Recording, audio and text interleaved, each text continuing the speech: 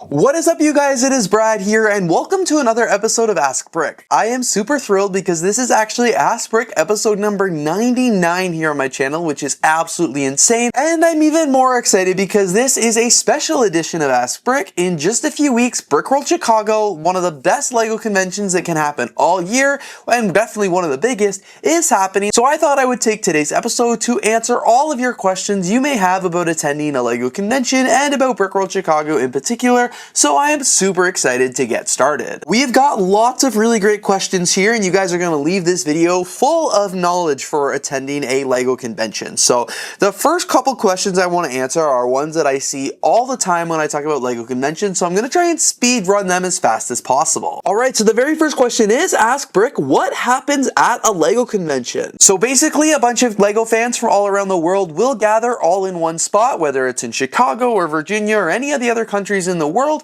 and they will set up tables, and that's basically all the convention does. And then all of the LEGO collectors will bring their LEGO sets on display. So the convention's basically a huge room full of LEGO sets, and then in addition to that, there's also different games and activities, events, socials, shopping experiences, and so much more. Basically, just think an entire weekend filled with LEGO, everything you may want to do as a LEGO collector. You want to look at LEGO, you want to buy LEGO, you want to talk about LEGO, you want to play with LEGO, literally everything you can imagine, that is what you will find at a LEGO convention.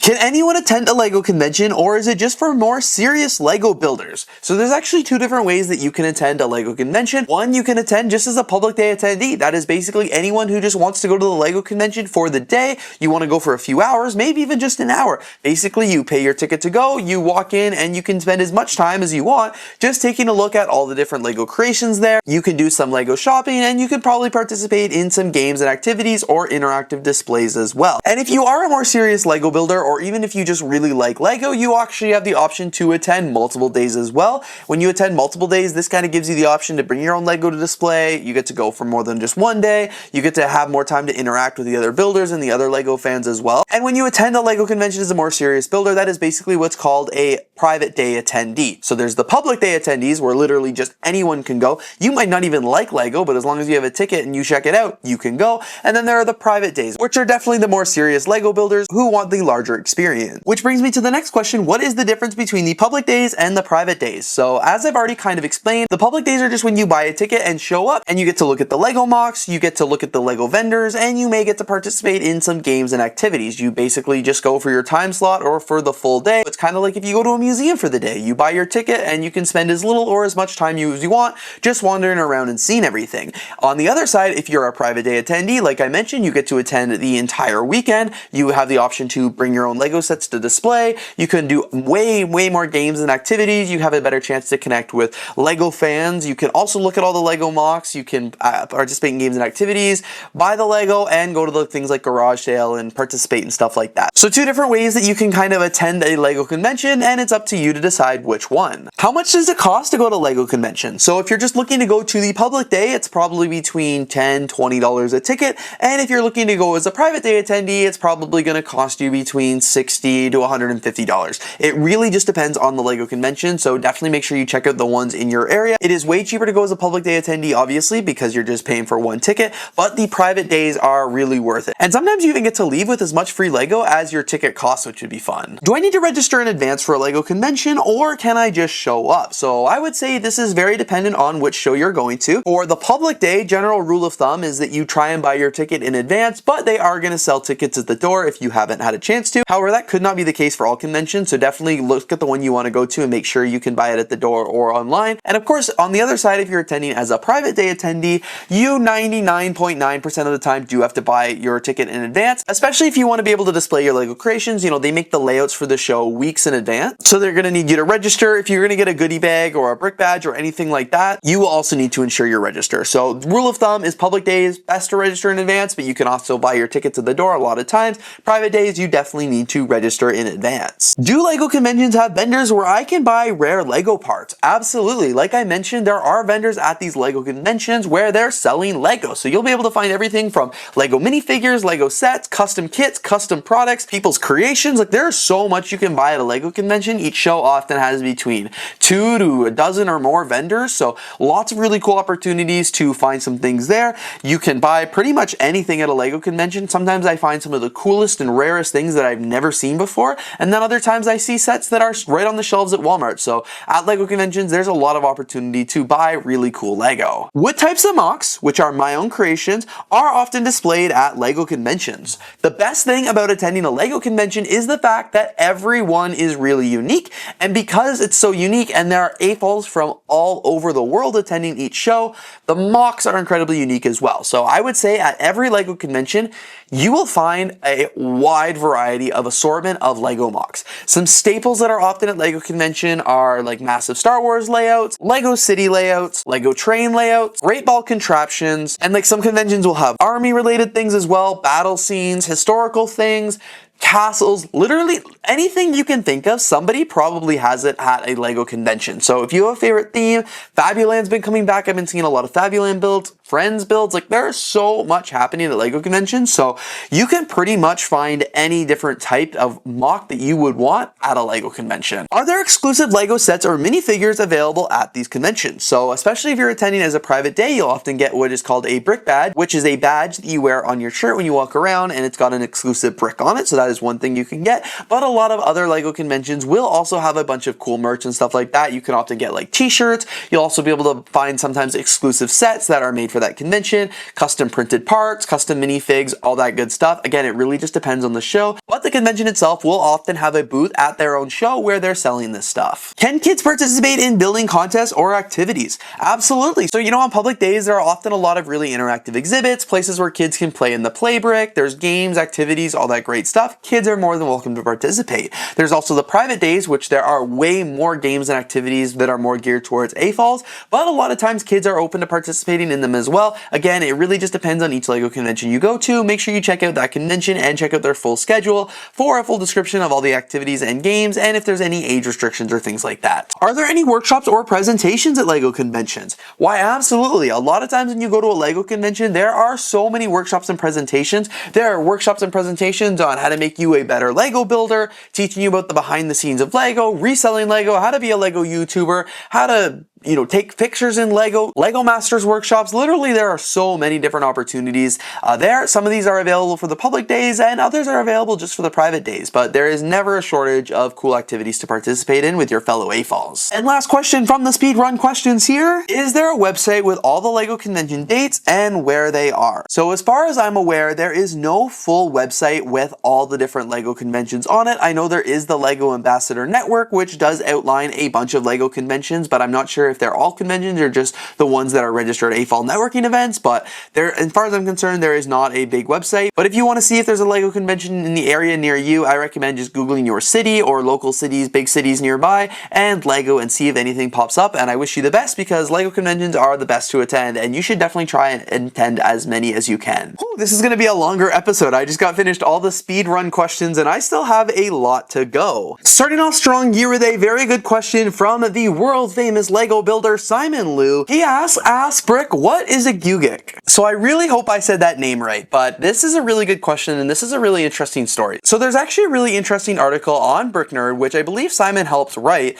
that's talking about what a gugick is. And essentially what it is a little LEGO build that has been created by the BrickWorld Master from the year before, and they are given out at BrickWorld Chicago as tokens of appreciation for builders for creating outstanding LEGO builds. The article itself is really good, and I really encourage you to read it, and it would be way too long for me to read it in this already long enough video, but it is a really cool tradition that actually began many, many years ago, as I said, to recognize and celebrate the amazing builds that people are bringing to these LEGO conventions. The term gugick actually originated from a former BrickWorld Master who kind of started the tradition and unfortunately has passed away, and these tokens are, as I said, mere souvenirs to symbolize creativity, spirit, and camaraderie among LEGO LEGO enthusiasts and just celebrating the outstanding LEGO MOCs that people have brought to display. Each of these guicks are designed to reflect the personality and style of the BrickWorld master who created it, and they often incorporate elements that are instantly recognizable to that community. Guicks did start at BrickWorld Chicago because of that tradition, and an official guick is what's given out by the BrickWorld master only, and it's not to be confused with tokens. Tokens are another thing. It's like the exact same idea as guicks, except these ones are unofficial. They're not created by the BrickWorld master.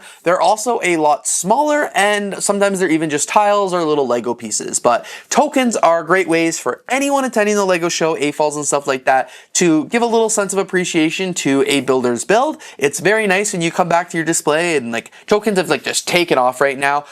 Every Lego convention you go to, people are giving little tokens out, and it's a special feeling when you get one. When you go to Chicago, you'll see a lot of builds all over the place with little tokens everywhere. Those are tokens. If it's given out by any adult fan of Lego, anyone attending the show, it's a token. If it's given out by the BrickWorld master from that year, it's called a guick. So it's a really cool history. Definitely go check out the article on Brick Nerd because it explains it way better than I just did, and it's a very, very special tradition. So yeah, it's really, really cool, and it just means a lot in the Lego community. So make sure you go check it out. Bricks asked AskBrick, why was Philly BrickFest/BrickFest Live the event of all the YouTubers back in the day? So I think it's kind of the same as the way BrickWorld Chicago is kind of the event for that now. It's basically, that was just the event that was kind of central to everybody, and a lot of the YouTubers at that time managed to get to that location. So Lego conventions are they're geographically based, right? Like if they have a convention in Mexico, not a lot of people from US are going to travel out there.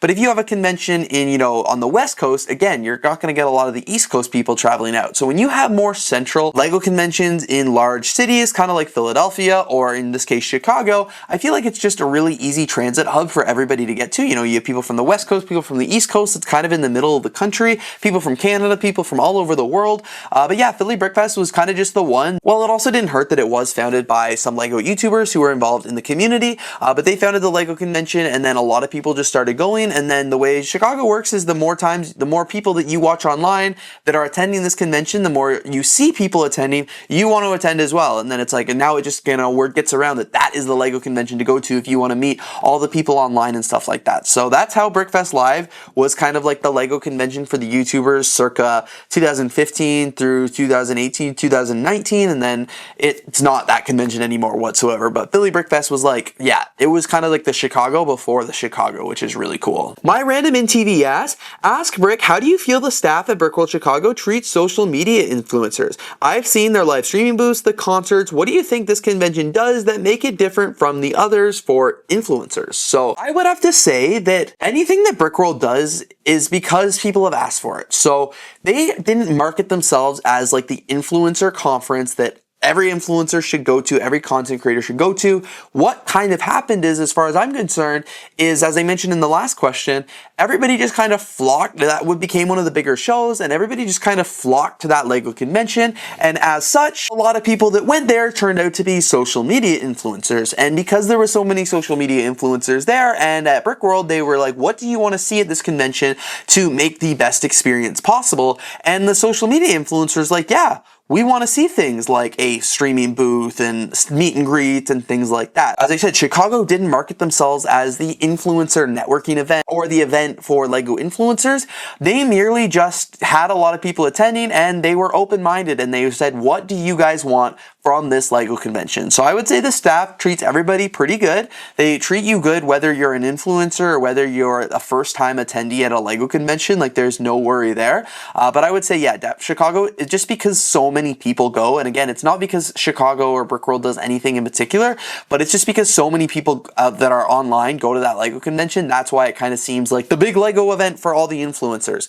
It is, totally, but it's not like probably intended for it to be. Like, it just is coincidental. It could have been Philly BrickFest 5 years ago. It could be another convention in 5 years. Like, it just depends. It's kind of where everybody goes, and luckily we have a great, host at Chicago that adapt and make changes and make the experience better for those who are attending. Bricks39 asks Brick, how are the tariffs and the conflict between the US and Canada going to impact you going to Chicago this year? That is a great question, and it is one that I know myself, a lot of other Canadians, and especially a lot of the people like in my local lug are worried about. And the answer is, I really don't think it's going to to impact me this much. Some of you may already know this, but I actually already attended a LEGO convention in the US this year. I went to Brick Universe, and the tariffs and the conflict had no impact on me there whatsoever. It actually was a good experience because nobody's going to the US right now from Canada because of everything that's going on. So I flew through the border. There was one American car in front of me and there were 3 lanes open. So I was there, no problem. When I came back, I guess when I was there, I was a little bit more conscious of spending. Obviously the US dollar is really good right now compared to our really bad Canadian dollar. So everything is much more expensive. So I just didn't buy a lot of Lego or as much Lego. And then of course I was a little worried about the tariffs as well. So I didn't want to, spend a couple $100s on Lego and think I got a great deal just to come back to Canada and get taxed 25% plus duty and stuff like that on it. So I took it a little bit easy. I did buy a few things. I did disclose that I bought a few things when I came back through the border, but I had spent less than $100, I think, or less than 200, whatever it was. It wasn't that much money, and I told them that, and I was like, here's what I spent, and they were like, cool, you're good to go. So I'm not super worried about the tariffs and the conflict impacting me. As a Canadian, when I went there, I felt very safe. I feel like my American friends recognize what's going on, and whether your political views think the tariffs are a good idea or you think they're a terrible idea, we're all there for a LEGO convention. We're not trying to get political. We're just all trying to have a good time, and I felt like most people were a little apologetic because they're a lot is going on in our country right now that's not favorable to other countries necessarily. So we're really sorry about that, but it is what it is. Some people have asked me if I'm going to skip these US LEGO shows because of the tariffs and the conflict between countries. And it's no, this is the one chance a year I get to go see my friends. I'm not going to miss it. Plus, I'm not going to Chicago next year. So I have to go this year. I would not miss it for the world. Brick Venturing asks, Ask Brick, what do I do if I don't have enough PTO days? Same. Literally same. You can get creative with it. That's all I'll say. I'm not going to say anything more that will get me in trouble here on the channel, but I agree with you. There is never enough PTO days to go to all the LEGO conventions that I want to go to every year. I wish I had more money and more time, or I'd go to every single one of them. LEGO conventions are just a really special thing, so I would really, really try, if you're able to, allocate your PTO days at the start of the year to go to as many LEGO conventions as you want to. Obviously, I like to balance my PTO days between actual vacation, where I escape the LEGO world, as well as going to these conventions and things like that. And sometimes I even group them together. So you just got to get creative, and I wish you the best of luck. BKM Lego Bricks asks, Ask Brick, what are the travel costs usually like to budget to and from Toronto? So it really just depends, and this is good for any city you go to. Whether, first off, you want to decide, are you going to fly or are you going to drive? For me, I always found it would be more expensive to fly, because I did the math roughly. If I was on a flight, it's about a 2-hour flight, I think. Basically, for me, I have to allocate an hour to get to the airport. I have to get there 3 hours early because it's international travel, 2 hours at the airport, plus an hour, I would say, to clear, customs or just get out of the airport and get to the convention center. So I am already at 7 hours of travel. Or for 8 or 9 hours, I could just drive myself and save the money. So for me, I don't often drive to Chicago because then I also can bring stuff back, and I just prefer the drive. It gives me a little bit more flexibility to leave when I want. So you first have to decide, are you driving or are you flying? Flying is obviously a fixed price, and then you just have to account for, any Ubers or things like that you need while you're there, any luggage as well. Driving is a variable cost because gas changes and things like that. You make more stops along the way. But I always found that I spent, a couple $100s in gas, maybe $100, $200. It's about a tank and a half of gas all the way to Chicago for me. So I go through about 3 tanks, and it costs me about $60 a time to fill up on gas. So spending less than $200 on gas, plus some meals and stuff like that along the way. And obviously you could factor in car maintenance and stuff like that, but it'll get way too complicated here. And then while you're there, it's of course fixed costs are the convention fee. You pay for that in advance. The hotel, to save money and to budget, I stay at a hotel across the street. I'm never there anyway. I often get there at 2 or 3 in the morning, sleep for a couple hours, and then walk across the street in 15 minutes. I save money that way. You could also stay in the main hotel and get a roommate, stuff like that. But travel costs, again, it really depends on the mode of transportation, but I always allocate a few $100s. I try and travel as cheap as possible on these LEGO conventions, and just in general. I'm not flying first class. I'm going to the same destination. It doesn't get me there any faster, but I'm going to the same destination whether I'm flying coach or I'm flying first class. So I always try and fly as cheap as possible because I want to save my money for when I'm actually there. Same with LEGO conventions. I try and get there as cheap as possible, so when I'm there, I can do more, buy more, and eat more. and everything's good. Brick Studs asked, Ask Brick, who do you think will win the LEGO Foosball Challenge this year in Chicago? Great question. The foosball tournament in Chicago is something fun that a couple of Brickheads have done the last 2 years now, where they basically set up a massive foosball tournament where people of the show can go and play foosball with each other. And who do I think will win? I have no idea, but you know who will not win? Will. Will from Will Bricks Productions will go down this year. I swear to God, he's going down. All right, you guys, the last question here. Oh, there's been a lot. This is a long episode. I'm sorry. But this question is, Ask Brick, will you be going to the Fold concert this year? So I'm sorry to disappoint you guys, but the latest I've heard is there's unfortunately not going to be a Fold concert this year. The Fold concert is the Lego Ninjago band that has been there the last 2 years, and it was the coolest experience ever. But I am told from inside sources that there has unfortunately been a scheduling conflict with the Fold this year, so they will not be attending BrickWorld Chicago, which means I will not be attending their concert, which is very unfortunate because it was really fun in previous years, but it is what it is. There's still going to be amazing things in Chicago that I'm super excited to check out. So boy, oh boy, I answered a lot of questions there. Oh my gosh, this is going to be a very long episode, but I hope you guys enjoyed. I hope I was able to give you some inside scoop into attending a LEGO convention and BrickWorld specifically. It was a lot of fun to film this episode, and I hope it was helpful. So anyway, you guys, thank you so much for watching today's video. Of course, if you did enjoy, please don't forget to leave a like, comment, and of course, subscribe, and I will see you here in the next video. But of course, I will also see you at BrickWorld Chicago in 2025. So can't wait, and I'll see you guys soon.